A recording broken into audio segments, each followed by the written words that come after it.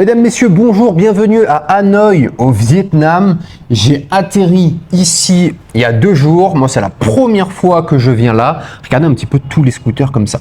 On dirait des espèces de fourmis. C'est une sorte de fourmilière. Alors, c'est pas aussi bruyant qu'un Bangkok. Au Bangkok, c'est vrai que c'est encore plus vivant.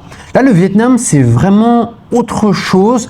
On sent qu'on est plus traditionnel, plus axé sur la culture et moins sur la modernité. Et c'est ce qui fait entre autres que je crois que le Vietnam, c'est une bonne destination pour y passer quelques jours, voire quelques semaines. Mais de là à y vivre, je ne sais pas. Pour moi, ça manque de modernité. Mais je peux me tromper, on va parler de tout ça. Je vous montre la chambre que j'ai prise, qui m'a coûté très peu. Je suis tout seul, hein.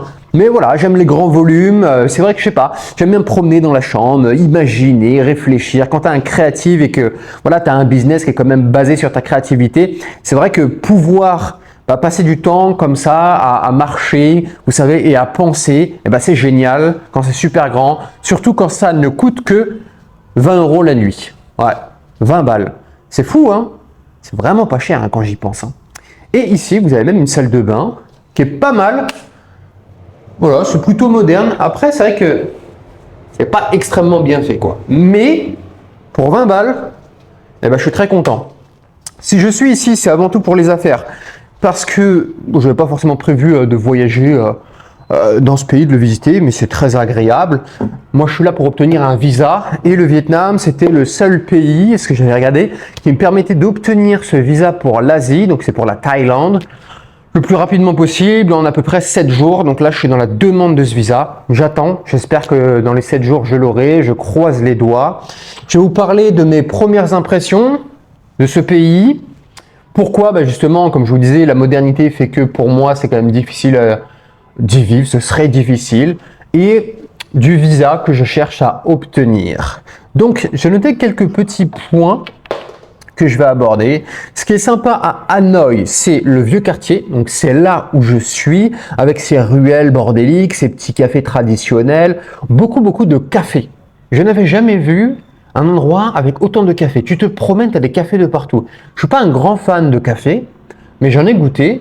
Et c'est vrai que de tous les cafés que j'ai pu boire dans ma vie, les cafés du Vietnam, j'en ai bu qu'un pour le moment. Mais c'est le meilleur que j'ai bu de ma vie. Hein. C'était super bon.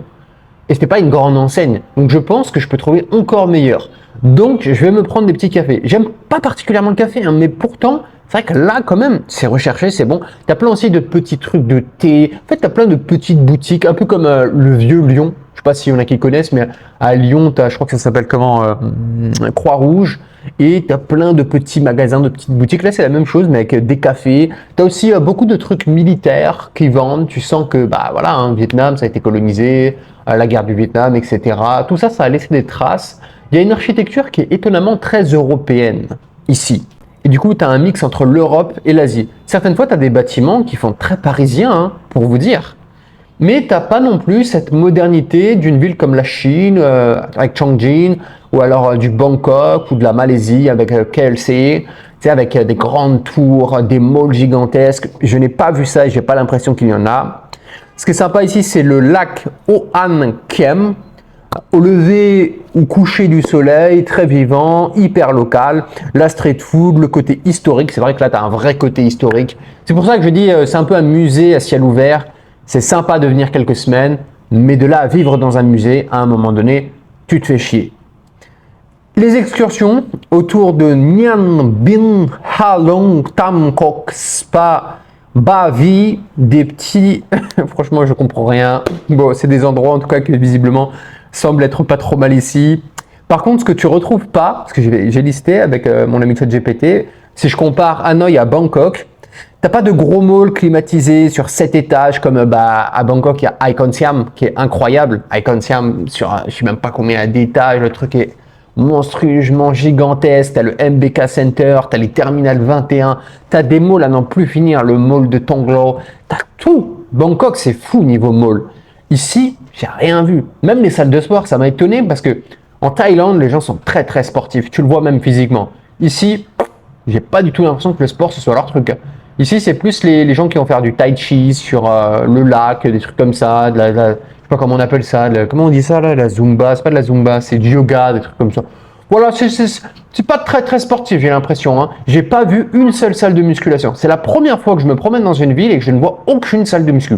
J'en ai pas vu une, rien. Et de ce que j'ai pu regarder sur ChatGPT, parce que je voulais une salle pour m'entraîner, t'as pas de salles qui sont aussi bonnes que les salles européennes ou de Bangkok. T'as pas ce type de standard-là. Ou tout du moins, de ce qu'il m'a dit, t'en as quelques-unes, mais c'est pas la majorité. Alors que tu vas sur du Bangkok, vraiment, t'as que des salles de sport de fou. Puis t'as pas, je cherchais ça parce que moi j'aime beaucoup le style un peu comme les thermes de Budapest. Ou à Bangkok, tu as ce qu'on appelle les onsen. Donc c'est la version japonaise, on va dire, des thermes. C'est beaucoup moins bien que les thermes, mais ok. Et j'ai pas trouvé non plus ça. C'est avec jacuzzi, piscine, hammam, sauna. Donc voilà. Pour le côté historique, le côté musée, le côté culture, le côté traditionnel, tu as des petites ruelles qui sont hyper mignonnes, qui sont très très belles. Le Vietnam, c'est incroyable, c'est très très beau. Je trouve les rues au Vietnam beaucoup plus belles que les rues de Bangkok, que les rues même de la Malaisie, en fait de quasiment tous les pays que j'ai fait, en tout cas en Asie. C'est même pas quasiment, c'est de tous les pays que j'ai fait en Asie, les rues d'ici du Vietnam sont les plus belles. C'est très très charmant, c'est très très beau. Autre point positif, moi je suis pas très fan des Asiatiques physiquement, mais pourtant, ici, je les trouve très jolies, elles ont de très grands yeux et elles ont encore une fois ce mix entre l'Europe et l'Asie, c'est marrant, parce qu'elles ont du coup des yeux d'Asiatiques, mais qui sont très larges, donc ça fait vraiment européen et asiate à la fois. Elles ont des beaux yeux en fait, et elles sont toutes petites, toutes minuscules. Voilà. Je vais vous parler maintenant du visa, la raison pour laquelle je suis là. Moi, je cherche à obtenir un visa qui s'appelle le DTV. Donc, c'est un nouveau visa enfin nouveau, ça fait 1 an maintenant que la Thaïlande l'a sorti. C'est un visa qui a un prix très abordable. Moi, je le paye 1 200 € pour différentes raisons. Mais normalement, vous pouvez même l'avoir à 400 € à peu près. Et du coup, le Vietnam permet de l'obtenir en 7 jours parce que tu ne peux pas faire ta demande depuis la Thaïlande. Et c'est pour ça que je suis ici. Et c'est vrai que à la base, je m'en foutais complètement du Vietnam. J'avais pas d'idée particulière de ce que c'était. Et j'ai été choqué en arrivant de voir quand même à quel point les rues sont belles, à quel point tu as une culture, un charme, une âme vietnamienne. Au niveau du comportement, c'est marrant. Moi, j'ai l'impression que les Thaïlandais, c'est un peu l'équivalent des Marocains. Et par contre, les Vietnamiens, c'est plus l'équivalent des Algériens. Tu le sens en voiture, par exemple. Je veux dire, les Thaïs, c'est hyper calme en voiture. Pas un bruit, rien, pas un klaxon, rien. Ici, ça klaxonne, mais dans tous les sens. Pour rien, ça klaxonne, klaxonne, klaxonne. Ils sont beaucoup plus bruyants, j'ai l'impression beaucoup plus vifs, beaucoup plus agressifs même dans leur façon de faire, moins souriants que des Thaïs. C'est deux mondes différents, donc peut-être certains apprécieront plus les Thaïs. Je pense que globalement les gens apprécieront plus les Thaïs, et peut-être que d'autres apprécieront plus les Viettes, parce que c'est un peu plus franc du collier, je pense, que les Thaïs qui vont te sourire et te dire oui alors qu'ils pensent non. Ils sont très connus pour ça d'ailleurs. Et ce visa, c'est super parce qu'il me donne 5 ans de résidence et résidence fiscale en Thaïlande, dans un pays qui a une imposition territoriale, ce qui est super intéressant. Ici, j'ai cru comprendre que c'est une imposition mondiale, donc pour un digital nomade qui veut une bonne résidence fiscale, je vois pas trop l'intérêt de se mettre ici.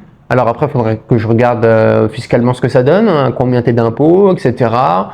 Mais ouais, comme ça, si t'as pas la modernité, et que tu n'as pas la fiscalité et que en plus je crois qu'il n'y a pas ici de visa un peu comme le type DTV ou alors aux Philippines ils ont sorti aussi un visa dans ce style là, à Bali aussi tu en as un, mais si tu n'as pas ça ici, je comprends pourquoi tu n'as pas beaucoup de digital nomades au Vietnam. En tout cas peut-être qu'il y en a, mais vraiment installé, je ne sais pas s'il y en a tant que ça.